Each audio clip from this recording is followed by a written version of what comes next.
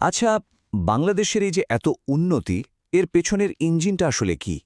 মানে আমাদের শিল্প, কৃষি, বড় বড় সব অবকাঠামো, এসব কিছু চলছে কিসের জোরে? আজকের এই বিশ্লেষণে আমরা ঠিক সেই বিষয়টাই খুঁজে বের করব। মাটির গভীরে লুকিয়ে থাকা সেই জ্বালানি সম্পদ, যে একটা গোটা জাতিকে সমৃদ্ধির পথে নিয়ে যাচ্ছে। কথাটা শুনতে বেশ কবিতার মতো, তাই না? কিন্তু বাংলাদেশের জন্য এটা একদম সত্যি। আমাদের ফ্যাক্টরি, পাওয়ার প্ল্যান্ট, এমনকি আমাদের দৈনন্দিন জীবন, সবকিছুর শক্তি কিন্তু লুকিয়ে আছে ঠিক আমাদের পায়ের নিচেই, ভূগর্ভের অনেক গভীরে। চলুন সেই গুপ্তধনের সন্ধানেই আজকের এই যাত্রাটা শুরু করা যাক।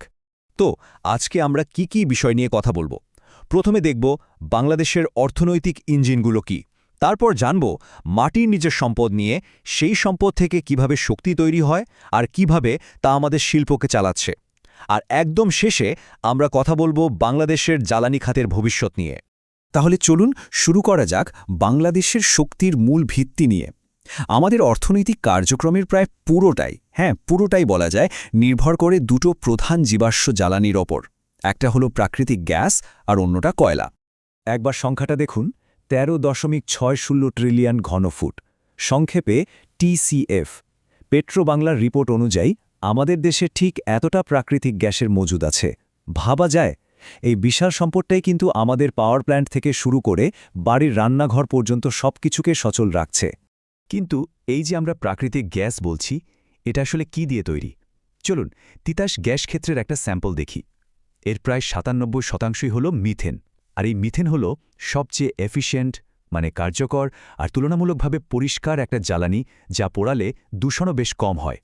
তো এত বিশাল গ্যাসের ভাণ্ডার আমরা ব্যবহার করি কোথায়? দেখুন, এর অর্ধেকেরও বেশি, প্রায় ৫৩% মতো চলে যায় সরাসরি বিদ্যুৎ উৎপাদনে। আর এর পরে সবচেয়ে বেশি ব্যবহার হয় সার তৈরিতে, যা আমাদের কৃষিকে টিকিয়ে রাখার জন্য যে কতটা জরুরি তা তো আমরা সবাই জানি। প্রাকৃতিক গ্যাসের পাশাপাশি আমাদের আরেকটা বড় সম্পদ হল কয়লা। গ্যাসে যেমন মিথেন প্রধান, কয়লার মূল উপাদান হল কার্বন। আমাদের গ্যাসের মজুদ যেমন বিশাল, কয়লার মজুদও কিন্তু কম নয়, প্রায় ৩,০০০ মিলিয়ন মেট্রিক টন, যা দেশের বিদ্যুৎ উৎপাদনে একটা বড় ভূমিকা রাখে। তবে হ্যাঁ, পরিবেশের কথা ভাবলে গ্যাস কিন্তু কয়লার চেয়ে অনেকখানি এগিয়ে। আচ্ছা, আমরা তো সম্পদগুলো সম্পর্কে জানলাম, কিন্তু মাটির নিচ থেকে তোলা এই সম্পদ ব্যবহারযোগ্য শক্তিতে, মানে বিদ্যুতে কিভাবে পরিণত হয়, যা আমাদের পুরো দেশের ন্যাশনাল গ্রিডকে সচল রাখে? চলুন এবার সেই প্রক্রিয়াটা একটু দেখি। এই তথ্যটা কিন্তু আমাদের পুরো জ্বালানি খাতের একটা চিত্র পরিষ্কার করে দেয়। দেশের মোট বিদ্যুতের প্রায় ৮৮% আসে গ্যাস পুড়িয়ে। মানে আমাদের ন্যাশনাল গ্রিড থেকে শুরু করে দেশের পুরো উন্নয়ন সবকিছুই বলতে গেলে এই গ্যাসের সরবরাহের ওপর দাঁড়িয়ে আছে। প্রসেসটা শুনতে জটিল মনে হলেও আসলে বেশ সহজ। প্রথমে গ্যাস পুড়িয়ে প্রচণ্ড তাপ তৈরি করা হয়, সেই তাপ দিয়ে বয়লারে পানি গরম করে বাষ্প বানানো হয়। এরপর সেই হাই প্রেশার বাষ্পের ধাক্কায় একটা বিশাল টারবাইন বন বন করে ঘুরতে থাকে। আর ওই ঘোরানো টারবাইনই জেনারেটরের মাধ্যমে বিদ্যুৎ তৈরি করে, যা পরে আমাদের সবার কাছে পৌঁছে যায়। বেশ, বিদ্যুৎ তো তৈরি হলো, কিন্তু এই শক্তিটা আমরা কাজে লাগাই কোথায়? চলুন এবার দেখি এই এনার্জি দিয়ে কিভাবে সার আর সিমেন্টের মতো দুটো বেসিক শিল্প চলে, যা ছাড়া একটা দেশ কল্পনাই করা যায় না। একটা দেশের খাদ্য নিরাপত্তা আর তার অবকাঠামো দুটোই এর ওপর নির্ভরশীল। ইউরিয়া নামটা শুনলেই আমাদের কৃষির কথা মনে পড়ে, তাই না? এটা এমন এক ধরনের সার যাতে ৪৬% নাইট্রোজেন থাকে, আর ফসলের বেড়ে ওঠার জন্য এই নাইট্রোজেন একদম অপরিহার্য। সত্যি বলতে, বাংলাদেশের মতো কৃষিপ্রধান একটা দেশের খাদ্য উৎপাদনে স্বয়ংসম্পূর্ণ হওয়ার পেছনে এর অবদান বলে শেষ করা যাবে না। আর সবচেয়ে ইন্টারেস্টিং ব্যাপার কি জানেন? এই যে জীবনদায়ী সার, এরও মূল কাঁচামাল কিন্তু সেই প্রাকৃতিক গ্যাস। গ্যাসকে ভেঙে হাইড্রোজেন আর বাতাস থেকে নাইট্রোজেন নেওয়া হয়। এরপর বিখ্যাত হেবার বস পদ্ধতিতে, মানে অনেক বেশি চাপ আর তাপ দিয়ে তৈরি হয় অ্যামোনিয়া। আর সবশেষে সেই অ্যামোনিয়ার কার্বন ডাইঅক্সাইড মিলিয়েই বানানো হয় আমাদের সবার পরিচিত ইউরিয়া সার। এই একটা বাক্যেই যেন পুরো ব্যাপারটা পরিষ্কার হয়ে যায়। ভাবুন একবার, মাটির শত শত ফুট নিচ থেকে তুলে আনা গ্যাস একটা জটিল রাসায়নিক প্রক্রিয়ার ভেতর দিয়ে এমন একটা জিনিসে পরিণত হচ্ছে, যা আমাদের ফসলের ফলন বাড়াচ্ছে আর শেষ পর্যন্ত আমাদের খাবারের থালায় এসে পৌঁছাচ্ছে। এটা আসলেই একটা অসাধারণ যাত্রা, তাই না? শুধু সারই না, কিন্তু আমাদের এই জ্বালানি সম্পদ আরও অনেক বড় বড় শিল্পকে সচল রেখেছে।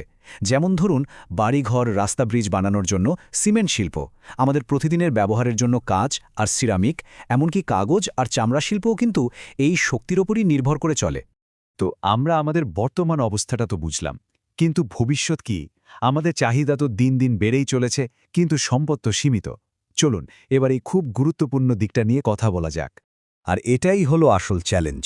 আমরা যে গ্যাস আর কয়লার ওপর এতটা নির্ভর করে আছি, সেটা কিন্তু অফুরন্ত নয়। একদিন এটা ফুরিয়ে যাবে। আর এটা কোনো বহু দূরের ভবিষ্যতের কথা না। এই বাস্তবতাটা আমাদের খুব তাড়াতাড়ি মোকাবেলা করতে হবে। তাহলে প্রশ্নটা হলো, বাংলাদেশের জন্য ভবিষ্যৎ পথটা কি? যদি আমাদের প্রধান জ্বালানির উৎসই কমে আসে, তাহলে দেশের অগ্রগতিটা কিভাবে চলবে? আমাদের শিল্প, আমাদের অর্থনীতি সবকিছু কিভাবে সচল থাকবে? তবে হ্যাঁ, আশার কথাও আছে। সমাধানের অনেকগুলো পথই কিন্তু আমাদের সামনে খোলা।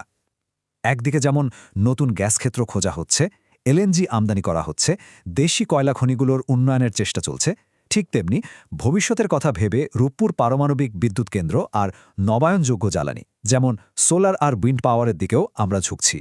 দেখুন, একদিকে আছে জীবাশ্ম জ্বালানি, যা সীমিত আর পরিবেশেরও ক্ষতি করে।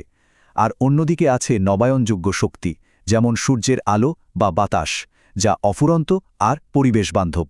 বাংলাদেশের দীর্ঘমেয়াদী টেকসই উন্নয়নের আসল চাবিকাঠি কিন্তু এই নবায়নযোগ্য শক্তির মধ্যেই লুকিয়ে আছে। বিশেষ করে আমাদের দেশে সোলার পাওয়ার আর উপকূলীয় অঞ্চলে উইন্ড পাওয়ারের বিশাল সম্ভাবনা রয়েছে। তাহলে সবশেষে যে প্রশ্নটা আমাদের সবার সামনে এসে দাঁড়ায়, সেটা হলো শিল্পায়নের এই ক্রমবর্ধমান চাহিদা আর একটা টেকসই জ্বালানি ভবিষ্যৎ, এই দুটোর মধ্যে বাংলাদেশ কিভাবে ভারসাম্য আনবে? এই কঠিন প্রশ্নের সঠিক উত্তর খুঁজে বের করার মধ্যেই কিন্তু লুকিয়ে আছে আমাদের আগামী দিনের সবচেয়ে বড় চ্যালেঞ্জ আর সম্ভাবনা।